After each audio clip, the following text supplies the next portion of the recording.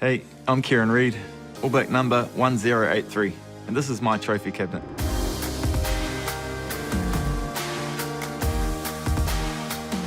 So this is my All Black cap, presented to me after my first test, and so my first test was in Edinburgh, Murrayfield, in 2008 on the India tour. Lining up here, here's Kieran Read.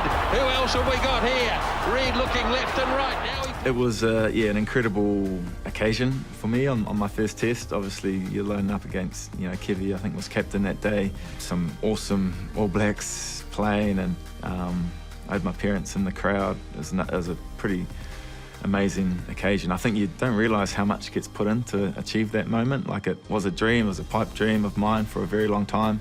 So until you actually can be running out and standing and singing the anthem and doing the haka with the boys, you just don't know it could be real. So it kind of hit home a little bit when I ran out that, man, this means so much to so many people. Everyone who touched my journey across so many years. Obviously a very special honour. There's a number of us who debuted against Scotland, but I was the only one who went to the aftermatch to be presented, because a lot of the guys were playing against Munster a few days later. So I didn't actually know it was happening. Turned up to the aftermatch, and out of nowhere called up by our president, and then told to say a speech. So I was a bit shocked and a bit nervous in front of all these people. But obviously a very special day and means so much. I think it kind of welcomes you to the whole tradition. I think the cap is that tradition that I think has been a part of the team for a long time. It went missing for a few years, and New Zealand Rugby brought it back probably around the time I debuted. So it was, a brilliant addition to my trophy cabinet. This trophy is a little bit different. It's actually a Frisbee, and it's presented to me by my mates from Rosehill College. So I grew up going to Rosehill College in Papakura, South Auckland. So this is the emblem, and my mates obviously presented it after my 100 tests. I don't think either of us, or any of us, thought that I'd end up playing for the All Blacks, or anyone out of Rosehill would play for the All Blacks, to be honest. So to get to 100 tests, and for my mates to present me with this, it's on pride of place at home. There's not too many things that are up for myself, but this is one that definitely I put up around home. It's a Frisbee because actually in my last year at school we created an ultimate Frisbee team. We went to nationals, got pipped at the post in the final, but kind of was one of those epic occasions. We had a great team, all my mates in that team, and it's kind of like my first competitiveness in terms of the national stage. So Frisbee's always been a close thing to my heart. So that's why they've got me the Frisbee. And then also the connection to Rosehill and connection to where I grew up. So as I said, it's up, and I don't really have my medals, my All Black, World Cup winning medals up in as pride of place as what this is. So it just always connected me to my past. To my family, obviously, and counties region, which is always a very special part of who I am. So this trophy here is a MVP trophy from India Tour 2010. A few trophies were given out to the guys after our tour, and the reason this is special for me, I guess it was probably the first time I felt really, really comfortable in the environment. And the trophy was presented by my peers, so by all the other players on that tour. So I had a pretty good year. It's my second year, I guess, into the team, and to be presented with something that was voted for by your peers, by your teammates, has always stuck with me. So this trophy is very special for that reason, and always kind of encouraged me. When you run out on the field, you do it obviously for yourself and everyone, but man, it's the teammates and the people who are alongside you that, man, are your best mates, and you love doing it for. So for me, this is what this trophy represents, and always a special trophy to keep hold of. Next trophy in my cabinet that's very special is the Berserk Cup. So Wiremu right behind me. Obviously it's special for a number of reasons. It is a World Cup, and it takes so much to get there. But yeah, I've been fortunate to win it twice. You know, first one in New Zealand was special for so many reasons, but I think in terms of the Cup, when it got to the final, having it just sitting there in our changing shed afterwards, and we all just had a great time. Music was pumping, everyone was just on such a high together in the changing shed and able to just reflect on what we'd achieved. And then you can just glance down and see the Cup right there and knowing the special nature of what that is. Leading into 2011 World Cup, it was definitely on us as players. We knew the expectation was huge. It was through the roof, you know, like New Zealand, every World Cup we'd come in as favourites and, you know, #1 in the world and did well, but kind of hadn't quite got over the line at previous World Cups since the 87 inaugural World Cup at home as well. So, look, we knew it was a big expectation on us, and so we had that pressure on ourselves as well, you know. We wanted to be that team to go out there and win it. What I probably didn't realise is how much the country actually would get behind us. It was so special. I think it was just amazing to see literally the whole country, you know, painted black, their letterboxes, you know, there's driving down the road and there's cows painted black and everything. And like the silver fern was everywhere. You know, normally you can, you know, pretty comfortably walk out of your hotel around the country and it's fine, you know, in most test matches. But during the World Cup, it was just packed with thousands of people wanting autographs, photos, just wanted to say g'day and we're all right behind you. So, look, it was awesome to have, but it did probably ramp up a bit of that pressure and expectation as well.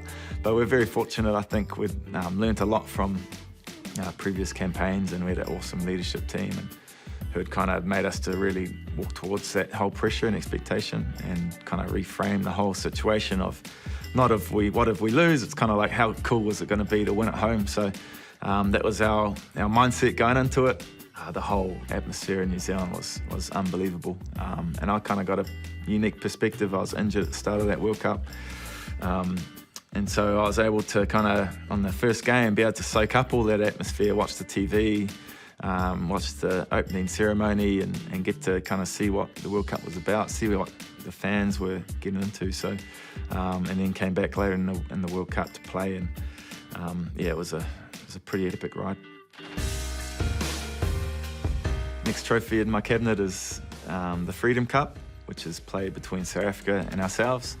And for me, it's special because the rivalry between South Africa and us is the most special rivalry I found in my time as an All Black. Always loved playing against South Africa. I felt they were the toughest team we came up against. Had so much respect for how they operated. You know, it felt like it was vice versa between them and us as well. And so, yeah, to get the win and you had to earn it. You had to earn it not just on the weekend, but throughout the week as well, leading up to playing against them. So awesome times, awesome memories. I guess too, having spent a lot of time in South Africa through Super Rugby and for the All Blacks, getting to know their culture and obviously the tough things that they've gone through in their history as a nation, you know, and what the Freedom Cup actually means to them too. Get to, really understand what it means to them, and for me it's an inspiration too, learning from that history. So look, it was a epic cup to play for, and if you held on to it at the end of it, you bloody earned it, because you had to put your body through a lot of crap to do that. So it's special. I think the one game for me that represents how tough the Freedom Cup was to play for was at Ellis Park in 2013. It came down to the end of the Rugby Championship, and if the Springboks won with a bonus point, they'd win the championship, and we had to win really to win it. And so it was all on for this last game, and Freedom Cup on the line as well. And it was just hell for leather. I think they flew the planes over the ground like they did in the '95 World Cup. So we're warming up there. There goes the 747 over the top. Yeah, it was special. And Ellis Park has altitude, so you're buggered right from the outset. And just a special game of back and forth. I think, the lead changed a lot, and we managed to pull away in the last little bit, and hold on for a victory. So that one there is well earned, 100%. The next trophy that's really important to me is a pair of boots that I wore in my 100th test against the Lions in 2017. It's very fortunate. Adidas helped me out to make a pair of special boots to recognise the occasion and the milestone. And so what I got was my kids' names tagged onto the boots. I've got Al, Eden and Ruben. obviously my 3 kids, and man, they mean so much to me, and to have them represented on my boots and run out and wear them was super special. So yeah, it's a pair of boots I've held on to. The next trophy in my cabinet is the Calvin Archer Main Memorial Trophy for Player of the Year in New Zealand. Yeah, that trophy is special to me for obvious reasons. You know, it epitomises you having a great year on the field, but obviously shows the sacrifice and the hard work that you've done to get there. So I've won it in 2010 and 2013. Yeah, special moments, you know, because there's just so much talent and awesome players around you. And so to be recognised among some great players who have won it before and after me, yeah, it was a huge honour. So yeah, it's a great trophy. Next trophy in my cabinet is my very first All Black jersey. So my debut in Edinburgh, Scotland, 2008. It's special because for me it epitomises, I guess, all that work and effort that you put in to get to that moment. Those dreams you had as a kid, the work that your parents, you know, how much they drove you around to the games back in the day. You know, those first 15 coaches, those mentors that helped you out, guys that got me to Canterbury to further my game. Like all that put into me and in that jersey, and so special. I think it was made special too because my parents were able to fly over to Edinburgh. They actually lost all their luggage, so day before the game they came knocking on the hotel wanting some extra kit, so had to hit up our bag man for some jackets and things. So they're pretty stoked to get some free kit, I think, as well. But Mum was, she just wanted to watch me run out.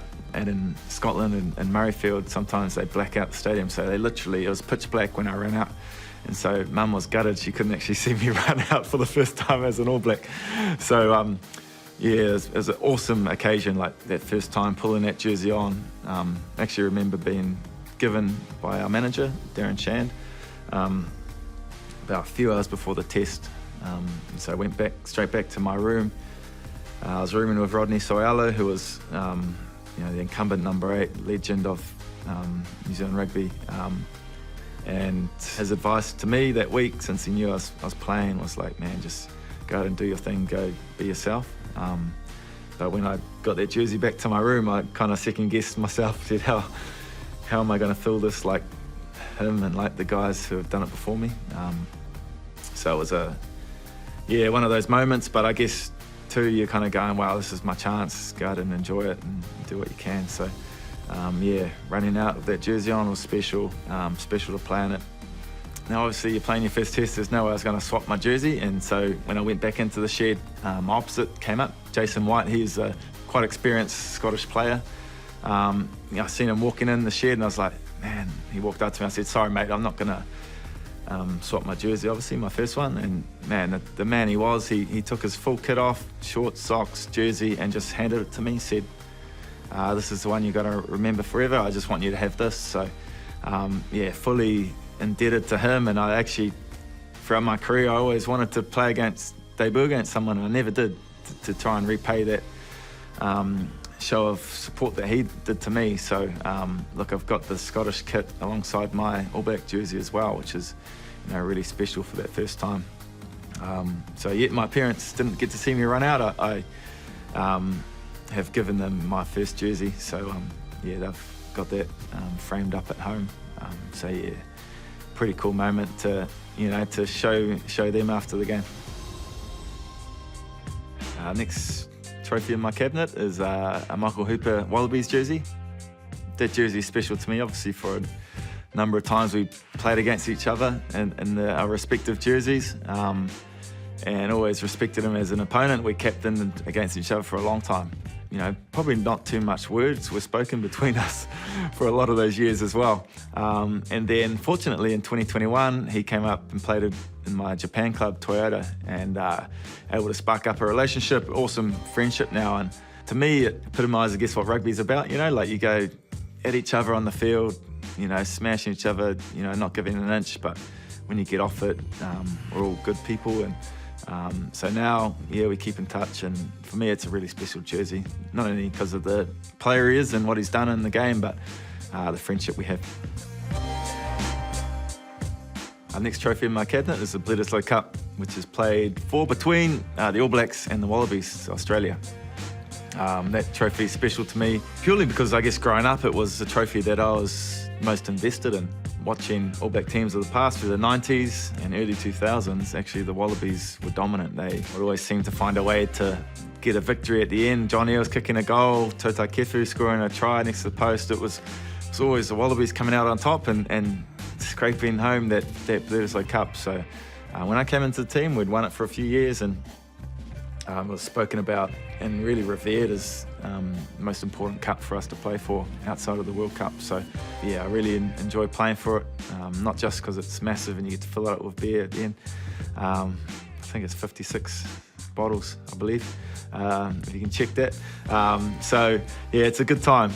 But you know, there's been some epic battles in my time. I think obviously in the new nature, sometimes it's only 2 games, so they've got to win both, so it's a bit hard for them. But there's been occasions where we've lost the first game of the 2-test series in Australia. We've come back to Eden Park mostly, having to win the game. And I think that's when it's pressure, you know, that's when, hey, if you get it wrong, there goes the Berserk Cup. You've worked hard for this, and generations of All Blacks before you have worked hard for it. Don't want to let them down. So I can remember distinctly a number of occasions, turn up at Eden Park, it's our home, it feels great to play on that field and go out there and just remind the Aussies of where they sit, a little bit further down.